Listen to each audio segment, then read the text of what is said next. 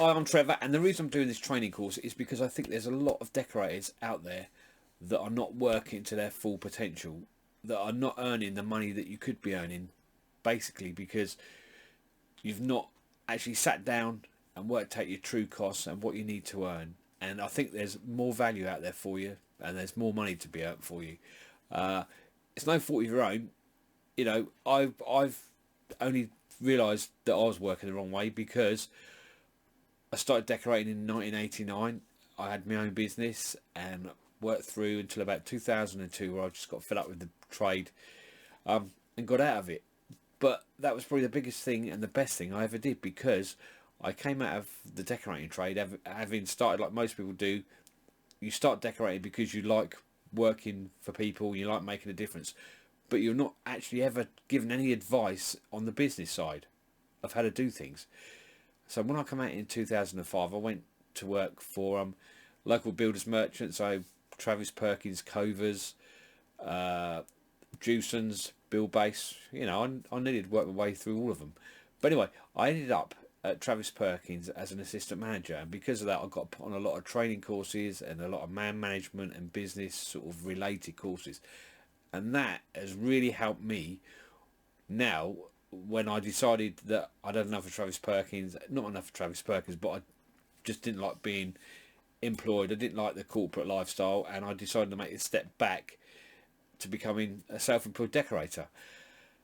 But all the experience I had in those sort of 10 years out of the trade has really helped me when I've come back into it to look at things slightly differently and realise that there are things that I had been doing and a lot of you guys are doing that, you know, you need a little bit of help with.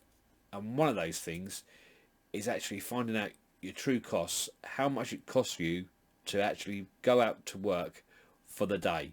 I think a lot of decorators, and I was guilty of it before, just sort of look around the local area, see what everybody else is charging, and either go on that level or go a little bit cheaper to generate the work. But that's really no good, because you don't know what everybody else's overheads are.